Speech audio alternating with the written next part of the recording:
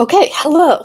I am on both YouTube and TikTok right now. I am excited to talk today about all things writing. So, my name is Emmy Duddles.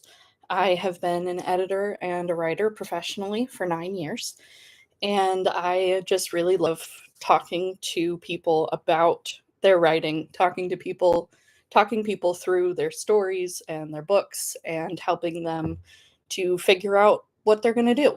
I like to help you out of writer's block as much as I can.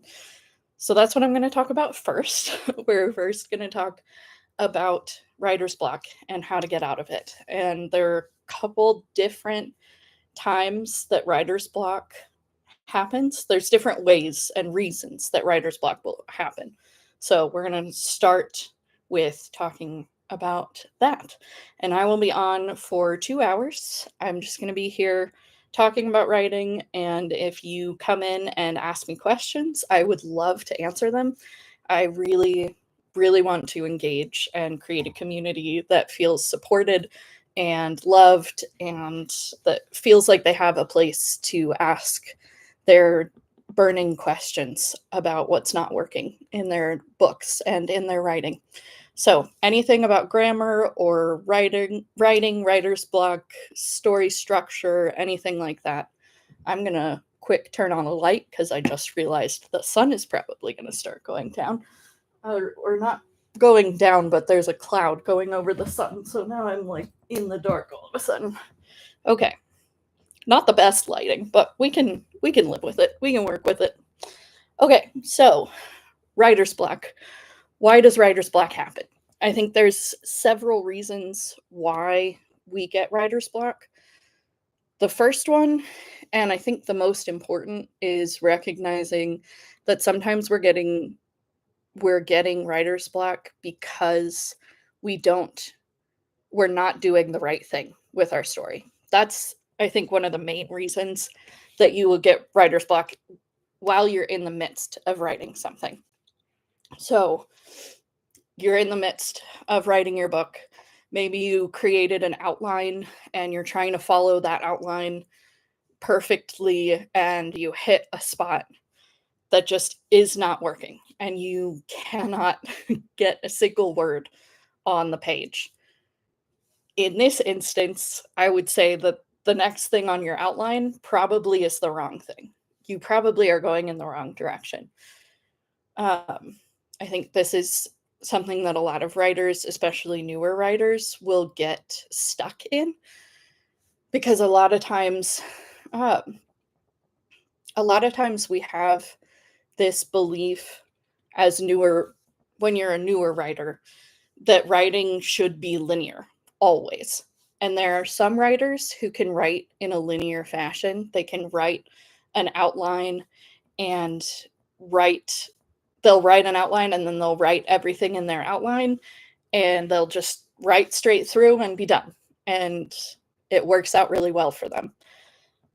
Unfortunately, there's a whole other segment of people.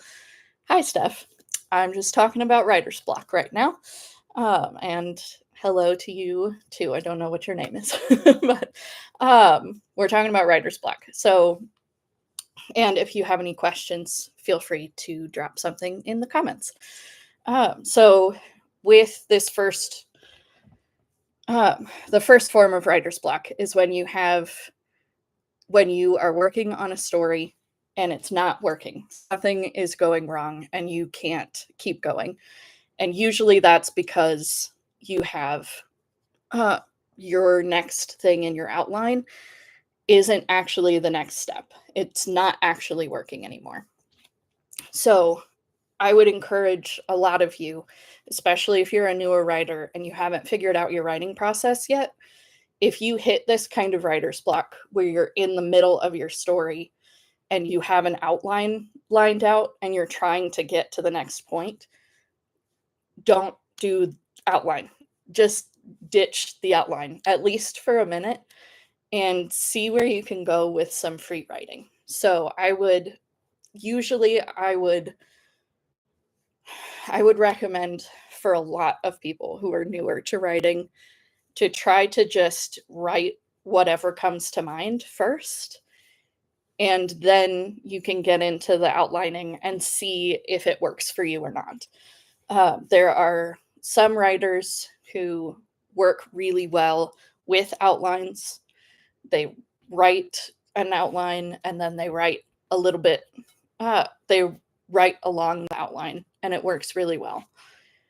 But there are a lot of writers, maybe even half of, or more than half of writers, who cannot write in a linear fashion, who cannot write an outline and then write the story. That is me, and that is my husband and my mother. All three of us are writers. All three of us cannot write an outline and then write from that outline. It doesn't work for us. Um, and so I think there's a lot of us out there who have been taught that we should be starting with an outline and then writing from that outline. And sometimes that works, but a lot of times it does not work because your characters, once you're actually writing, end up doing things that you weren't expecting. And then your story takes a turn that you weren't expecting it to take. And then if you have an outline, you get stuck because your character made different choices than you were expecting them to make. And then you don't know what to do because because it was supposed to go a different way. And now this next plot point isn't working anymore. So in that case, I would suggest putting your outline aside and picking up your pen and writing down whatever you think your character would do next, or whatever the antagonist is going to do next. Whatever any character is going to do next, honestly. Pick a character that you're the most excited about. No, thank you. Pick a character that you're really excited about and write what you think they would do next and how that might impact find ways how that might impact your story and your plot. And that might bring out a little bit more of what you're supposed to be writing next, and then the dam will break and you'll just start writing a ton again. So yeah, I'd say the first things first. If you're hitting writer's block in the middle of writing something, then you probably have something that's not working and you need to go back and either revise where you came from or start writing something new and something different, especially if you figured out an outline and that outline just isn't working anymore. So the other kind of writer's block is just you're not writing anything. And every time you sit at the page, you have no idea what to do. So the big thing in that case is to pick up your pen or your computer, whatever you like to use for writing, and just write whatever is in your head. Even if it's, I don't like writing right now, just literally write what you are thinking down. And before you know it, you'll end up having a lot of stuff coming out of you that you didn't expect to come out of you. And your imagination will start to move. You are allowed to write things that don't make sense. You are allowed to put words on the page that are just kind of boring and mundane, or that feel like they would be stupid if somebody were to come across your writing and go, if they were to come across your journal, they'd be like, what is this person doing? They're just writing, I don't want to write over and over again. What's that supposed to do? But really, if you are getting words onto the page, regardless of what those words are, you are more likely to start writing something that actually matters and something that's really fun and inviting for people. So those are two forms of writer's block that I think those are the two main ones, I would say. Writer's block in the middle of a story, and writer's block just like you literally can't write anything ever. You just come to the blank page and you're freaked out. I think another way to handle that one if the just writing whatever comes to mind isn't working, then you probably have a problem with some self-doubt and some your perceptions of who you are as a writer. So in that case, you should probably be doing some journaling to find out who you are as a writer, to remind yourself that you love to write and that you are good at it, that you can write something that is important, that you can write things that mean something to people. That can sometimes help with writer's block if you're getting that like stage fright feeling from the blank page.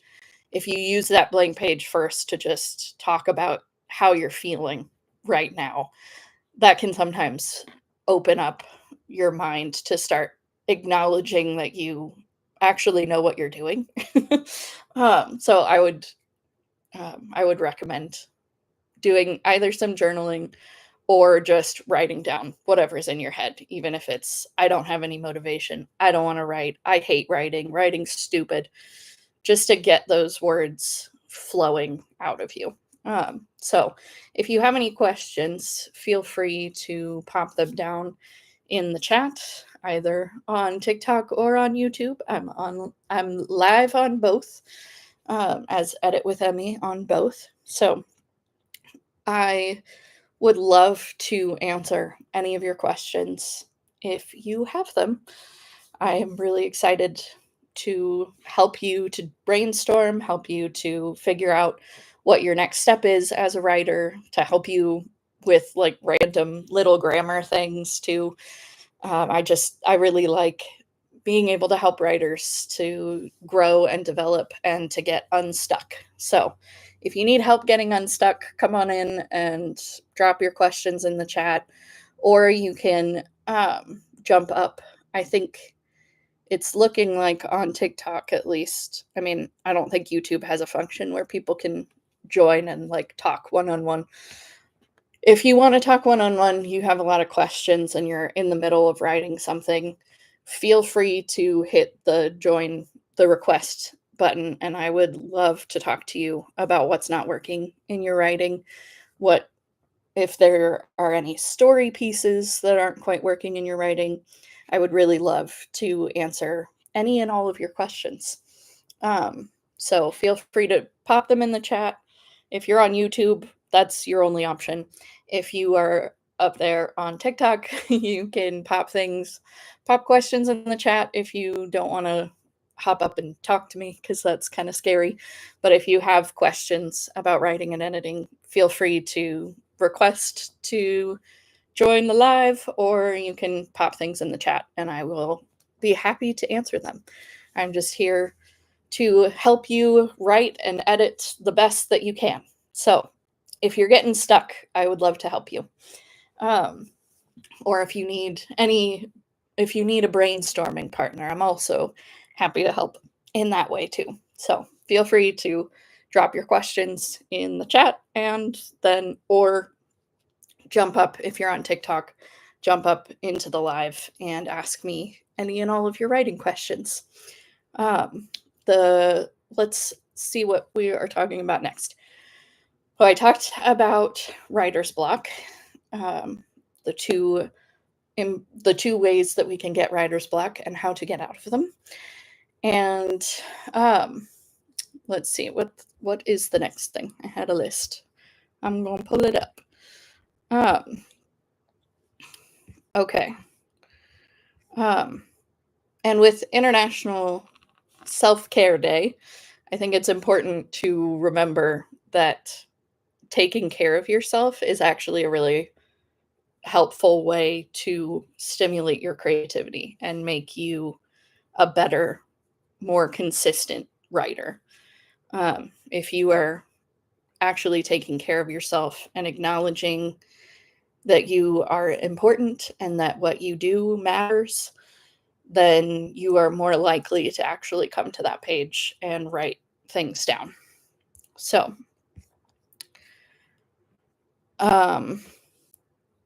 okay, another question that I see asked fairly frequently is the show don't tell thing. I think a lot of times that gets blown out of proportion or it gets confusing. I think um, a lot of the time, show don't tell sounds like you have to like hide everything.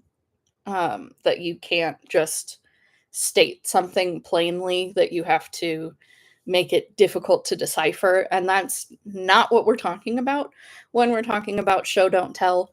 Um, there are times where just stating something plainly is important.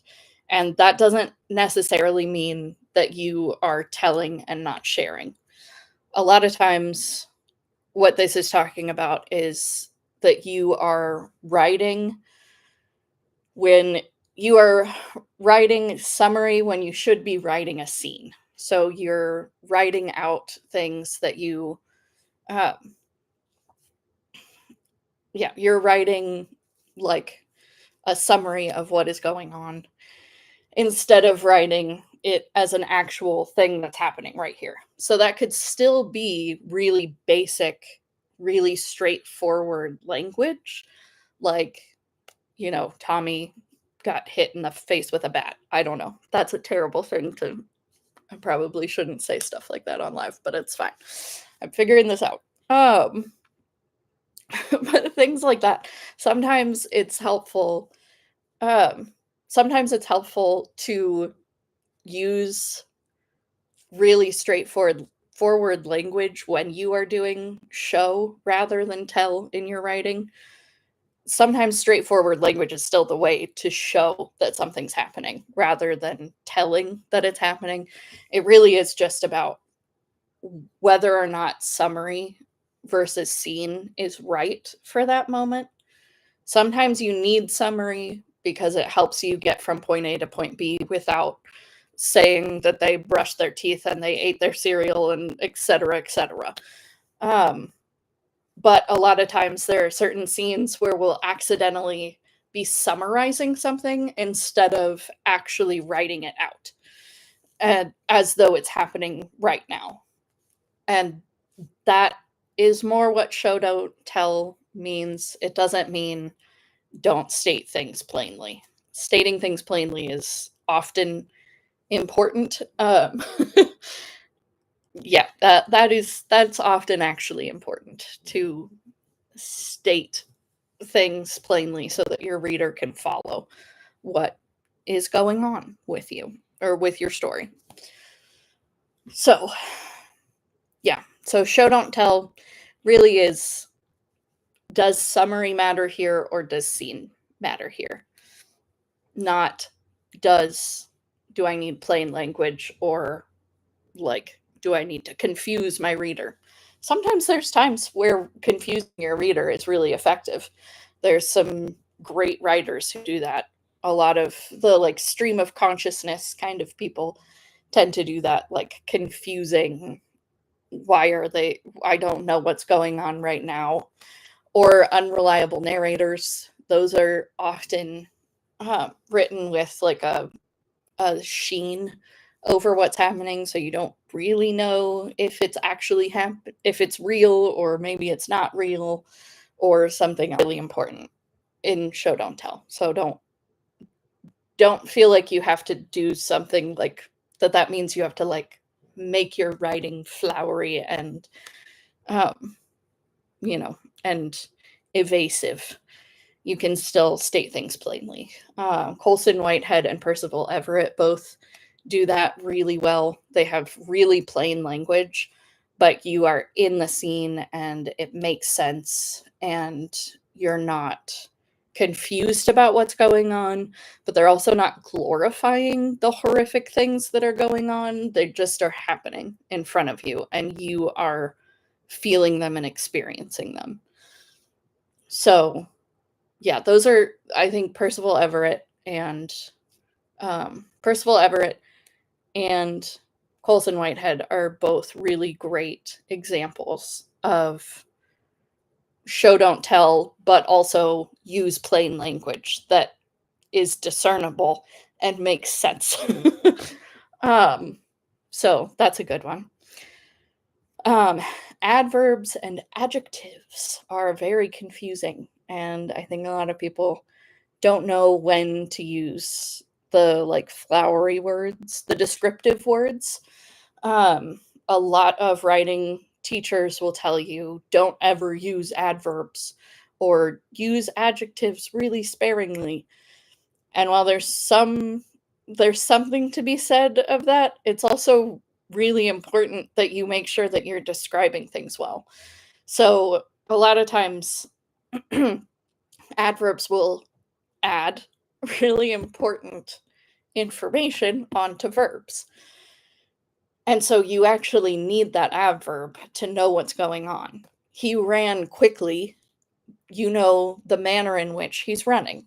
You know that he is running quickly. So, but when we say don't use adverbs, sometimes that means replace the verb adverb combination with a with a verb that is more descriptive in and of itself. So you could say he ran quickly, or you could say he sprinted. That's much punchier. That has even more information and more descriptiveness than he ran quickly. He sprinted is a lot stronger and a lot more descriptive. And that's a little bit more of what people are talking about when they say don't use adverbs. They just mean if there is a verb that says this descriptively on its own without an adverb, you should use that verb instead. So, sprinted instead of run quickly. Not just say he ran and don't use quickly. Find a verb that says it better. He walked slowly, or he slouched toward the couch, or he shuffled toward the couch. Those verbs are more descriptive than even he walked slowly, or he walked with a limp. That's good too. That's not an adverb. That's actually more descriptive than the adverb. So sometimes adverbs are helpful, but oftentimes there is a verb or a verb phrase or a noun phrase after the verb that gives more description than an adverb gives. So that's what adverb don't use adverbs means. Don't use adjectives is a little bit more complicated. It's similar, but you can be a little bit more um, you can give away more adjectives than you give adverbs. Adjectives are often more helpful than adverbs are. They tend to actually give information that's important that you can't get with a noun. Usually, nouns are less descriptive than verbs. Verbs are already fairly descriptive in the way that they're used. So, verbs often can be replaced. You can often replace an adverb with a better verb rather than using the adverb. When it comes to nouns, it's harder to find a noun that says what the noun plus adjective says by itself, if that makes sense. So adjectives are a little bit more like, yeah, we can use that a little bit more, like use it more often. Um, and adjective, if you don't know what those are, I do have a parts of speech blog that I posted on my blog a little while ago. It's called Knowing the Building Blocks of a Sentence, because that is the basis for all grammar. Any questions that you have about commas or semicolons or punctuation in general, any of those questions are going to be answered with parts of speech description, with a description of the part of speech that's being used or the type of phrase and or sentence that's being used. So it's really important that you understand parts of speech and types of phrases and sentences before you get into where does a comma go and where does a period go and when are things capitalized, not capitalized, all of those nitty-gritty things. We got to know what words are and what they do together before we do any of the other things. So try to focus on that first, focusing on that parts of words stuff. And I will be putting a parts of speech video onto YouTube later to talk about what parts of speech do and what different kinds of words do. Parts of speech really just means types of words. It doesn't really mean anything other than that. It's just a type of word. So do that. Okay. Second, we'll do another introduction here because we're like we're half an hour into the live now, so we can talk about that. Oh my goodness. Okay. My brain stopped working there for a second, but that's okay. Nobody's in here right now. Okay. So parts of no, I was talking about parts of speech before. I was going to introduce myself again. Okay. I am Emmy Duddles. I am currently live on YouTube down here and TikTok up there. If you want to join in on what we're doing in here, I am basically just answering any questions that writers have for me right now because I don't have anybody in the live with me asking me questions. I'm just going through some basic questions that people have. Hold on. Okay. I'm getting asked to join other people's lives. No, we're doing this together. I don't know what that was. I have no business trying accents. Okay. Anyway, my name is Emmy Duddles. I am an editor and writer. I have been an editor and a writer professionally for 9 years. If I can say the words correctly, that would be great. I have been an editor and a writer professionally for 9 years. It has been a joy and privilege, and I am really excited to share whatever knowledge I can with you, with writers and authors. You know, you are an author. Call yourself one. Anyway, all of my writer friends, I'm really excited to share my expertise in grammar and in story. I've been doing this for a long time, and I'm really excited to help you with whatever questions you have. I think that the editing world is a little bit too closed off and a little too quiet and like, pay me for my knowledge. And while that is very important because editors have to eat, I want to make it more accessible. I want to be more accessible to you than you usually have access to. Looking up your questions on the internet is great. Sometimes you get really good answers. Sometimes you get opposing answers and you don't know what the heck you're supposed to do with those opposing answers. And it can be really hard to write and edit by yourself as a writer.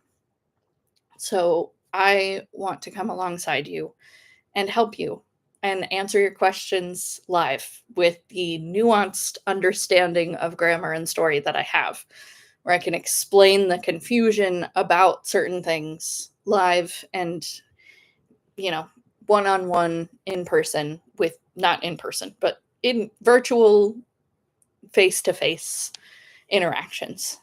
So please feel free to jump into the chat either on YouTube or on TikTok and okay, I just got an alarm.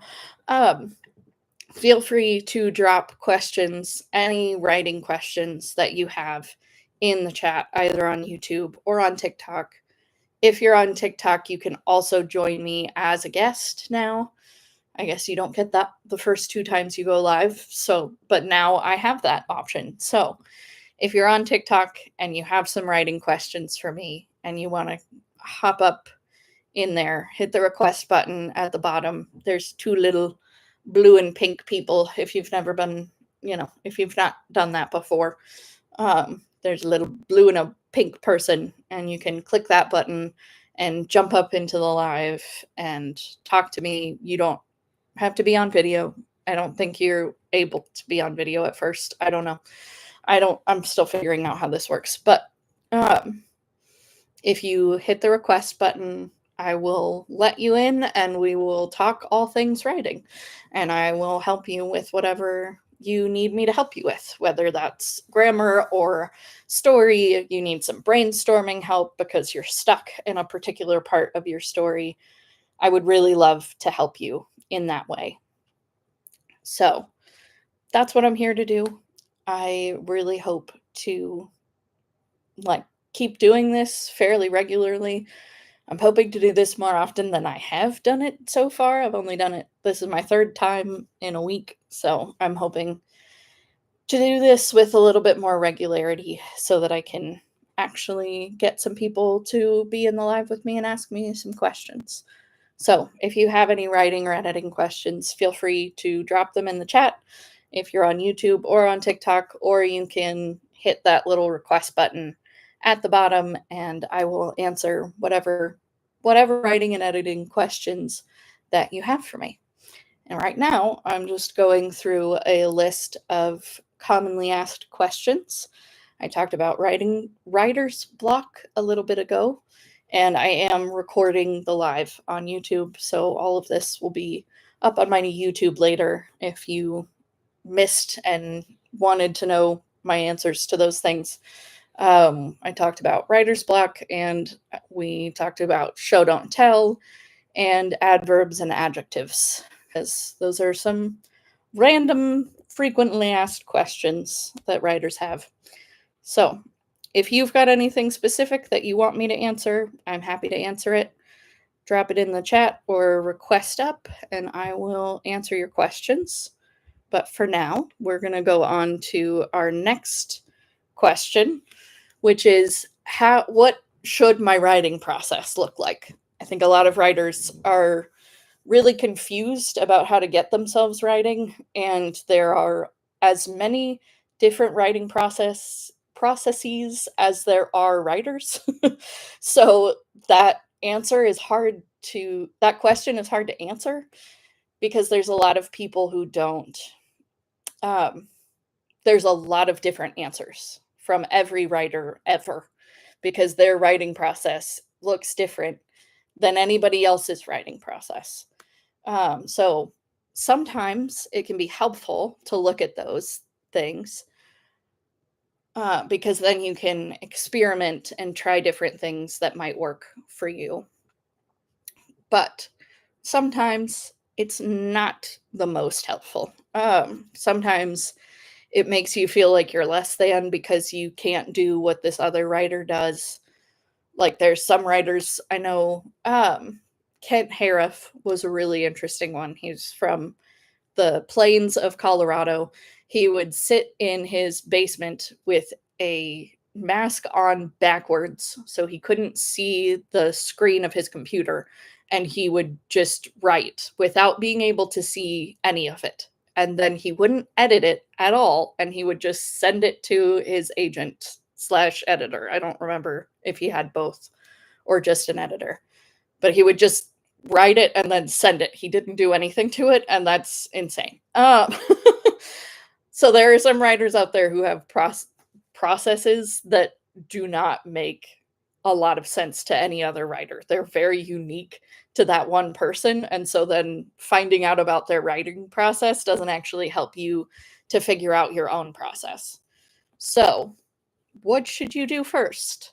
Sit down by yourself in your room with your pen and paper and just start writing and start experimenting. You should experiment first, I'd say, with paper and pen. Pen keeps you from changing as much, so you won't edit yourself as often as you would with pencil. And the process of writing by hand can sometimes bring out more interesting ideas and can be more releasing for some people. So first try writing by hand.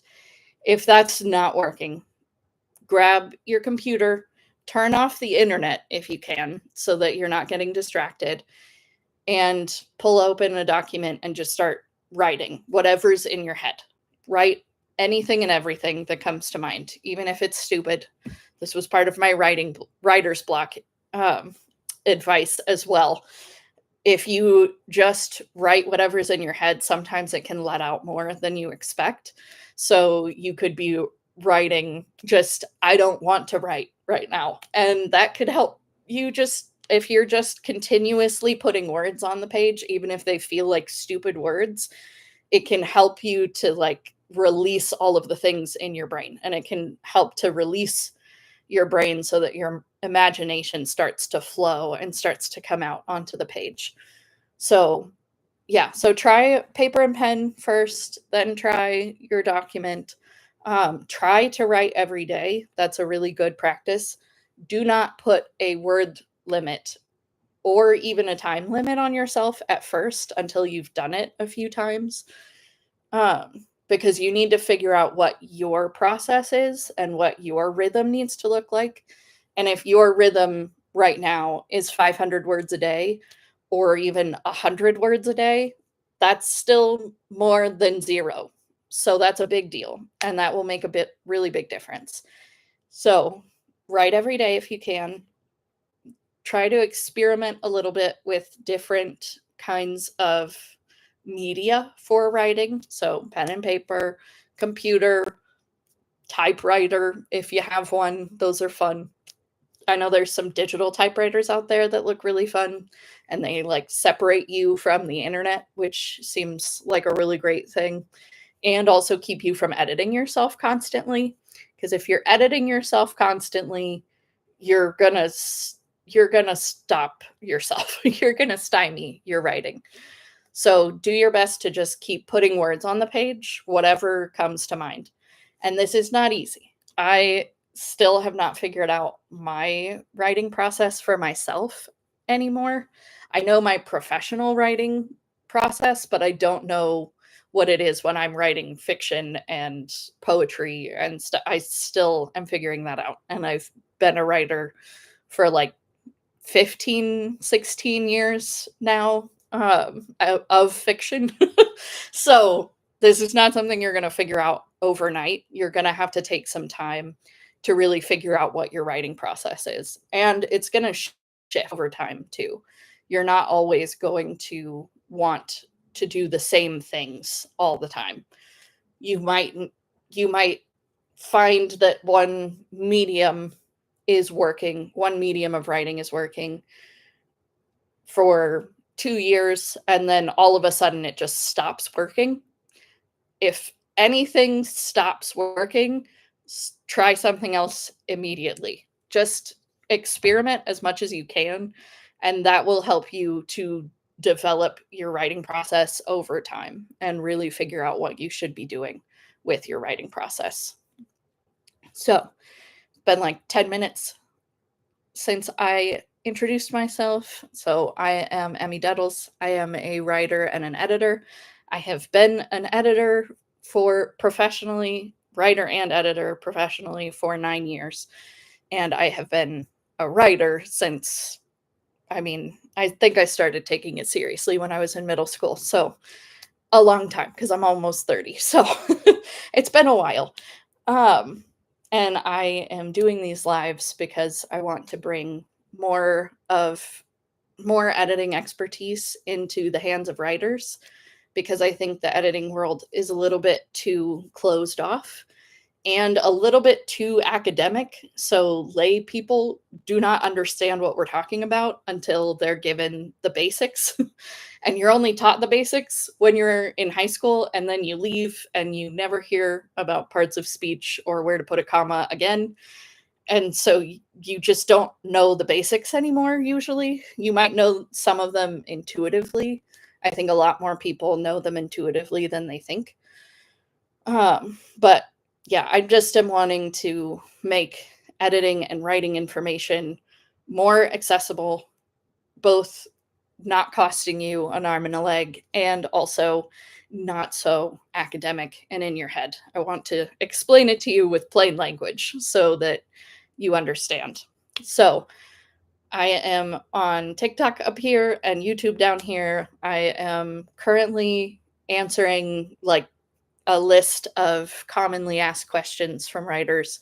But if you have a specific question that you want me to answer, you can drop it in the comments and I would be happy to answer it for you. If you're on TikTok, also, I am now allowed to let people up as guests. So if you want to hit the request button, you can do that. It's the little pink and blue people at the bottom. I would be happy to answer whatever questions you have or brainstorm with you about a story or poem or whatever it is that you need to talk about. So please feel free to ask me your questions and I will be happy to answer them. So now that I've gone through my introduction again, let's see what our next writing question is. We talked about writing habit. Basically, the answer with writing habits, with creating a writing habit, is to just do it every day, even if it's only 5 minutes, even if all you're doing is writing. I don't want to write. I hate writing. I don't feel like a writer.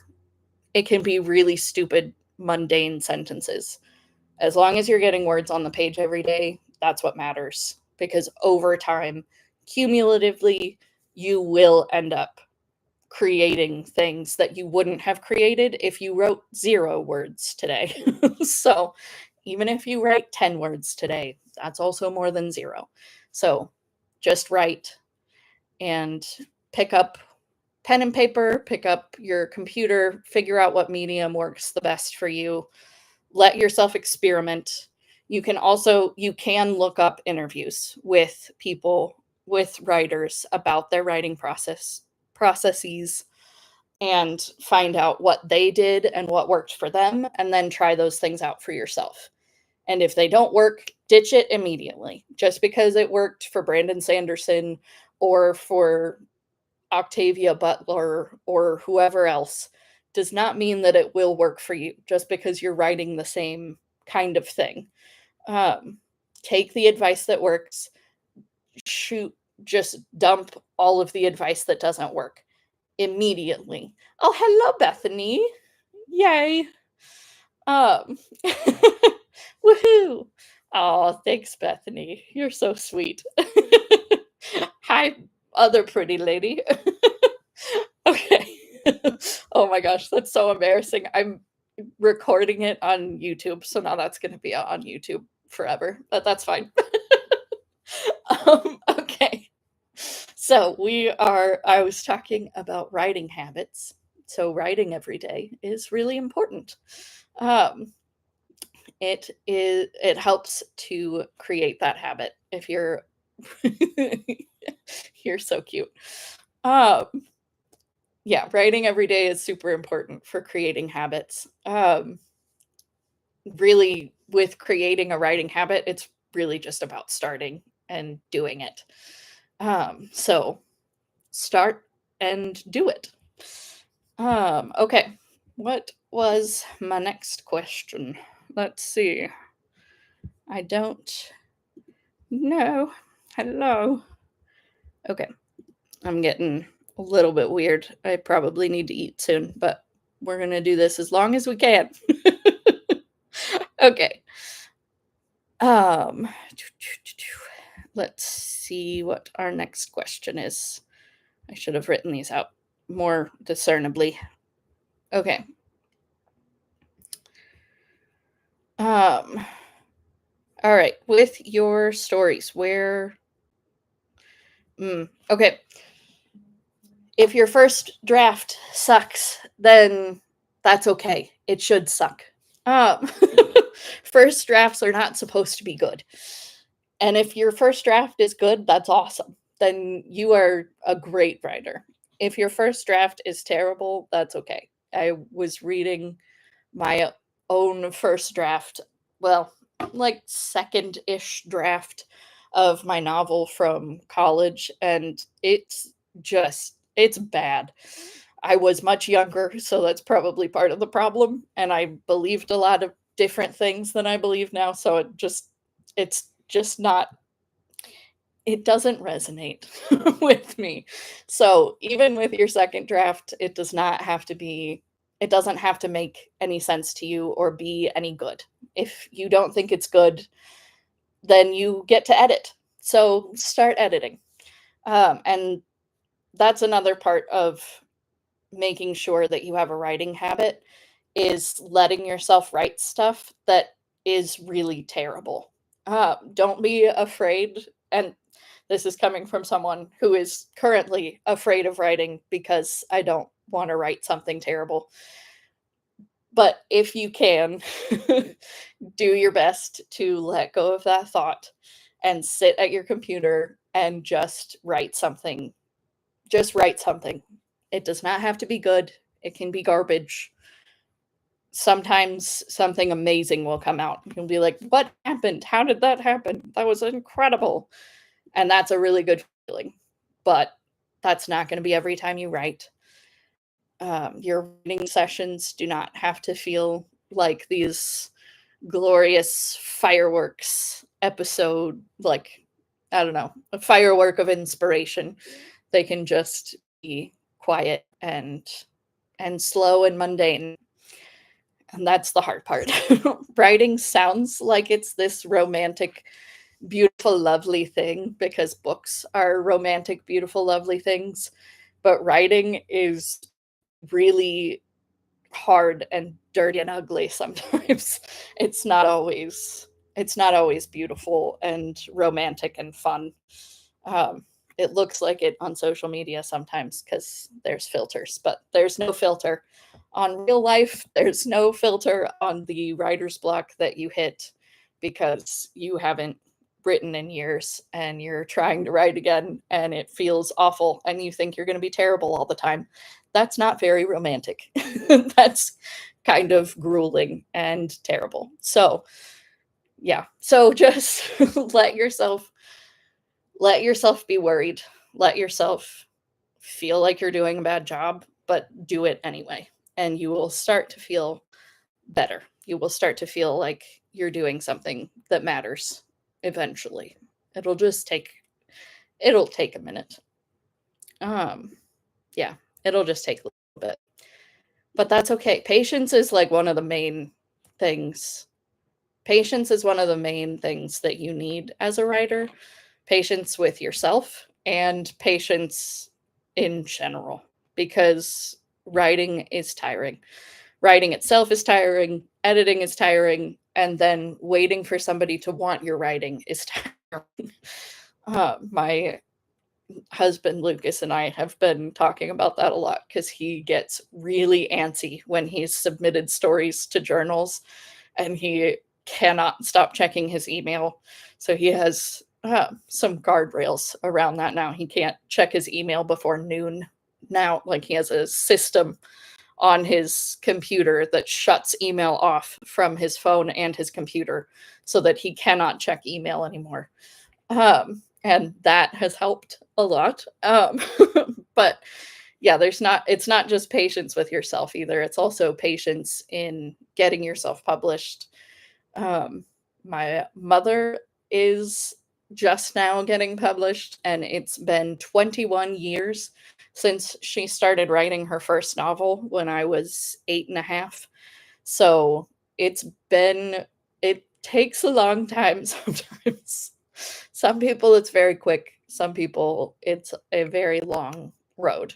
So you have to kind of brace yourself the the rejection. You have to brace yourself for it taking a really long time because writing and books are a very slow world. I figured that out as an editor too. I'll have people who are really excited and want to use me for and my editing services, but then it takes like 6 months for me to actually get their manuscript and start editing it and reviewing it. So, and that's true with publishers too. I mean, it takes months, if not years, to get things fully ready, get the cover figured out, and get all the editing done before it's actually doing anything and actually on the shelves. So, patience is a virtue, and it is probably more important in writing than it is almost anywhere else, except maybe parenting. Parenting probably requires more patience than writing. I would I would guess, because I don't know, but you can't control kids, you can't control publishers. So, I don't know. There's a lot of things that are just out of your control when it comes to writing, and that's one of the hardest. Yeah, that's one of the hardest parts, is just letting yourself wait and be patient. So, before we go on to another question, I'm just going to introduce myself again because it's been like 15 minutes. So, I'm Emmy Duddles. I have been a writer and an editor professionally for 9 years, and I've been a writer since I was like 12, so like 18 years almost now. So, I have gained a lot of expertise, and I have gained a lot of knowledge and information about writing and editing, and I want to share it. And I think the editing world is a little bit more academic and guarded than it should be. There's a lot of barriers to entry when it comes to learning about writing and knowing what is the right way to do things and what's not the greatest way to do things. And some of that is, there's not an easy answer to most of those questions. But that's also it's also I think it's also because we talk too much like we're literature professors, and we don't talk like we're coaches to people who maybe didn't graduate high school even, but they have a story that they want to share, and they need to have expertise to learn what they're supposed to be, what will make their story better. Um, and and sometimes you'll have people who have not learned anything about grammar. Oh, hello, Rachel. You and Bethany are both in here. So, hi. I am just introducing myself again. So, yeah, I just am talking about how the editing world is a little bit too guarded, and I'm wanting to share more information with the world so that more people have access to information about writing and editing and how that works and what is better for you and not better for you. I always get all weird whenever people that I know hop in here, and I don't know why. Thank you for being here. I miss both of you very much, and I'm glad that you're here. But I'm in a weird mood, apparently. Okay. um, yeah, so this live is just about making writing and editing information more accessible, less expensive, less academic and elitist, and a little bit more discernible. So I am really excited to answer any questions that anybody has. If you're on YouTube, you can drop them in the chat. If you're on TikTok, you can drop them in the chat. But also now I have the ability to let people be guests on here. So if you would like to, oh, thank you for the like, Rachel. If you would like to jump up and ask me questions in real time, you can be a guest and talk to me like we're talking on the phone, because you don't have to be on video to do that. So feel free to hop up if you have any questions. And Rachel, if you have more questions about your song from last week, I'm happy to answer those. We're gonna go on to um, the next question that I found on a random list somewhere, but it helps sometimes. Okay, So one of these questions is about where to get inspiration. Oh, you just tap and tap, tap, tap, like it's a video. If you just, like, double tap it, it'll start liking, I think. Oh, there you go. Yay, thank you, Bethany. Okay, so one of the questions is how to get inspiration and how to get where to get ideas. So for me, I usually get most of my information or my inspiration from the things that I'm reading, but I also get a lot of inspiration from being outside, which is part of why this picture is my hero image, because I think nature is a really valuable place to get inspiration. And you also, if you're absorbing nature, you get more ideas of how to describe the outdoors. And people need to, you kind of have to describe stuff in your story for it to feel like you're, for your reader to feel like they're in a place that's real. So nature can be a really nice place to get some inspiration, and I feel like writing in nature is kind of adds a little bit more of that romantic feeling to writing that you just don't always get. If you're outside and there's birds chirping everywhere and the sun is out and the leaves are green and beautiful, like it feels a lot better than if you're in a dark office in your house. But which can also be good too, but outside is often better. Um, but where to get ideas? There are some really fun ways to get ideas. A lot of writers have a lot of different ways that they do it. Some writers will carry around like little pocket sized notebooks so that if they hear something weird that somebody says, that they like a weird line that someone says, they can write it down in their journal whenever they're wherever they are. And then Um, yeah, I think that's probably one of the most common ones. Um, One that's really fun if you go and watch the interview with Ann Tyler. She has this blue box that has a bunch of index cards in it. It's like a, I think it's probably a shoebox. It looks about that size and like, yeah, it looks about the same size as a shoebox. But it's full of little um, little note cards that just have random ideas on it. Anytime she gets an idea, she writes it down and she puts it in that blue box. And then when she's ready to, she'll use it sometimes for dialogue or for building a new character or for getting inspiration for her next novel. It's really fun. So she brings out the blue box on the interview that she just had recently, I think on CBS Sunday Morning. My parents were watching it and saw it, so it was probably CBS Sunday Morning. So, but yeah, she's great. She has some really fun ideas. So that's another, I think that's one way to get some good ideas is just learning what other writers do to get their inspiration and get their ideas and then trying them out for yourself. Just like what I was saying about writer's block or with your writing habits.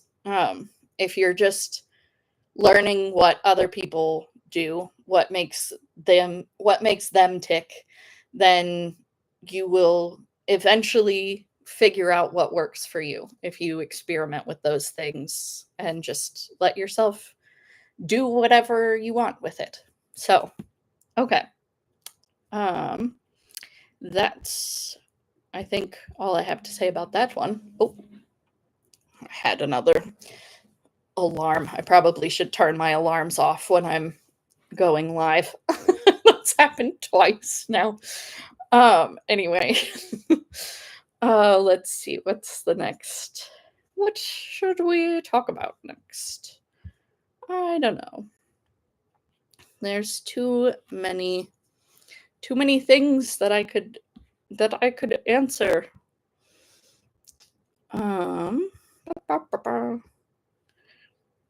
Let's see. Do you need an outline? No, you don't need an outline. I was talking about that earlier with writer's block. If you, some people work really well with an outline, a lot of people don't. And I think more people don't than realize that they don't. My mom and my husband and me, we all do not work well with outlines. So, at least from my own anecdotal experience, it's very common to not. Oh, I love you too, Bethany. I'll see you later. Bye. So yeah, what was I saying? Oh, outlines. Yeah, outlines are not important. They are really, they're really helpful for some people, and they might be helpful to give you like a first idea of what to do, of how to start, but you don't need one. My best recommendation for starting is just getting a character that you like or a plot that you think is interesting and just start writing it. You don't have to have an outline. One thing that if you're worried about not having an outline because you're worried about whether or not your story is going to make sense, your first draft, first of all, does not need to make sense. And second of all, your second, you can make an outline after you finish your first draft. And I think that actually is more often helpful if you let yourself just write whatever you're going to write the first time and then create an outline based on based on the plot that you already came up with. That's a super helpful way for people like me who are what they call pantsers. We fly by the seat of your pant kind of writers. I think that's the best way that those kinds of writers don't end up with a bunch of gobbledygook. If you actually write down, if you write out an outline after you've done your first gobbledygook. Yeah, I like that word. It's fun. Um, I don't know where I haven't used that word in a long time. I don't know where it came from. Anyway. Yeah. Oh my gosh, I lost my train of thought. Terrible. Oh my goodness. What was I saying? I don't remember. No, pantsers. Oh, pantsers. Yes, pantsers. Pantsers is a fun word. Yeah, I have a post actually about different kinds of writers on my page, and it on TikTok, and it has like a lot of oh, something's happening. Oh, okay, hold on. Ah, okay. TikTok was deciding whether or not it was going to let me stay online. Anyway, I have a post on my TikTok page that talks about different kinds of writers, and I made up two new ones because I felt like, because I think pantsers and what is it? I don't remember what the other one. I don't remember what the outliners are called, but maybe we can call them outliners for now.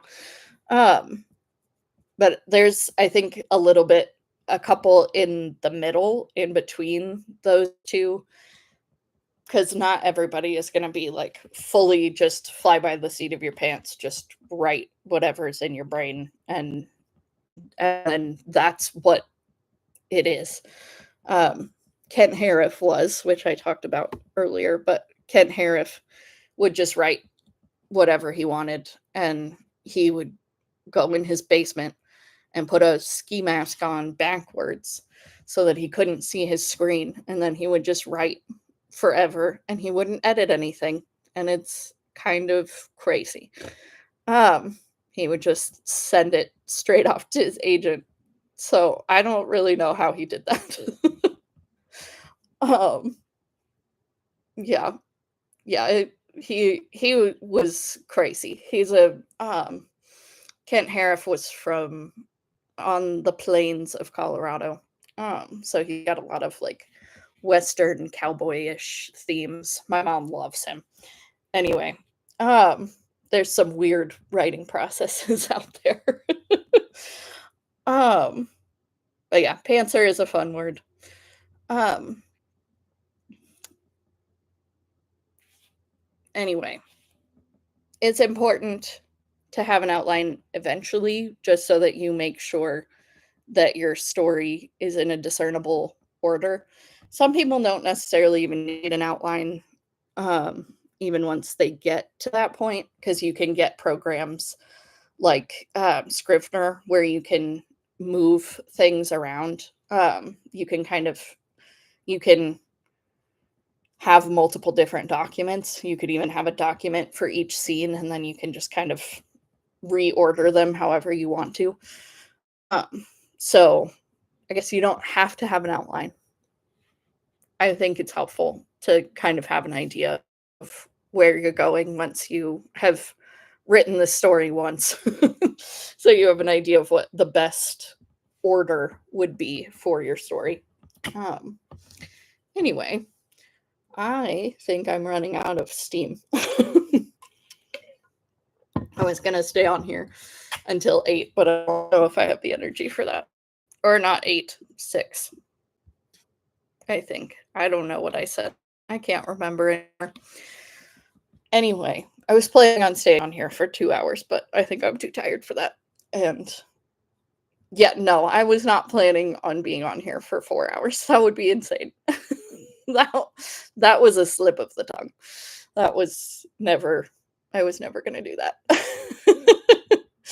So, anyway, all right, I'm losing steam. So I think we're going to call it a day and do this again, maybe tomorrow. We shall see. All right. Well, thank you for being here, and I will see you. Um, I will see you all next time for Q&A about editing and writing. We will do this again very soon. All right. Thank you all. I will see you later. I don't know how to end this, but we'll figure it out. There we go.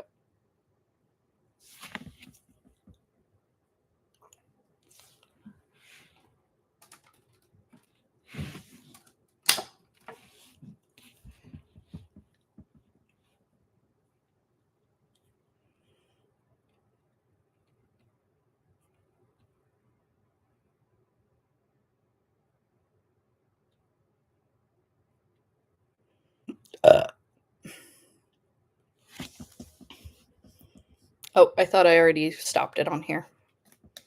All right. Well, we're going to stop now. Okay, bye.